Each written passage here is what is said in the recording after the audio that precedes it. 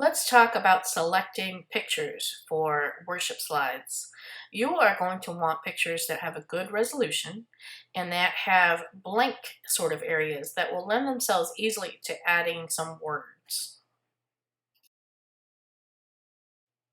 Here's an image of some railroad tracks going off into the distance, and the clouds are sort of shades of gray and white. That's an easy place to put the title to the hymn song that you're going to have in worship without doing too much to it other than just typing it in. On this slide of a bird, you see that it's got blank space where it's easy to put the words of the chalice lighting. In the light of truth and in the warmth of love, we gather to seek, to sustain, and to share. That way, the home congregant watching the online worship can say the words and participate. Some UU churches recite one of the covenants. This is the James Vila Blake one, and it's been set against a textile. It's sort of a brown burlap, and it's got a white sort of 50% rectangle to help it stick out from the background. And we can go ahead and read it. Love is the spirit of this church, and its service is its law. This is our great covenant, to dwell together in peace, to seek the truth in love, and to help one another. Here's things to avoid when choosing your worship pictures. They might be great images, wonderful to look at, but maybe not so great in a worship slide situation because they have poor resolution or they're poor quality, or maybe they're pretty but just too busy to deal with putting text on top of them. Let's take a look at a couple of them. Here's a different image of some railroad tracks. It's got some interesting contrast and lines going through it, but you can see that the black title for the hymn, Mother Earth Beloved Garden, has gotten lost amongst the pebbles and the railroad ties. It doesn't really help much if you change the title to be white. In certain images where the background is dark, that'll solve your problems for you, but not in this case.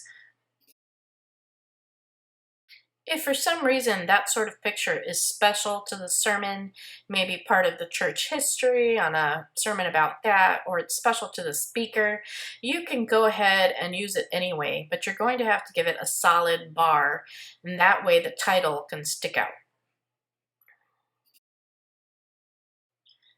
We had a beautiful bird before, but this beautiful bird, while beautiful, is just really busy with his peacock feathers. The black text for the chalice lighting gets totally lost. It gets a little bit better when you change the words for the chalice lighting to white, but it's still kind of murky in there.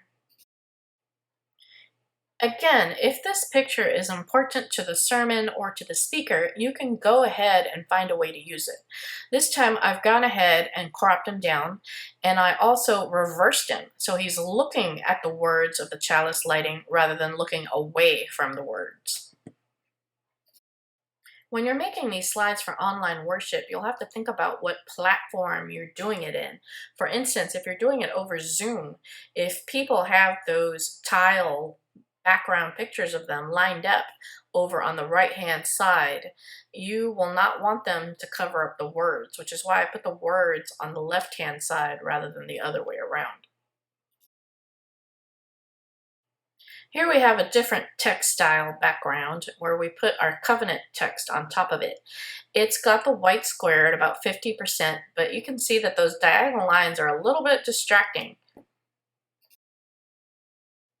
To improve the resolution so that the words can be more easily read, I went ahead and reduced the text style from about 50%, and then on the white square, I bumped it up from 50% to 75%. That way the background fabric is quieter and the white rectangle space is a little less see-through, and that helps the words stand out a little more. You may have to play with it. I still don't love diagonals in the back. I find them distracting, but this way it's a little more livable. especially if the sermon speaker wants to use it for a particular reason.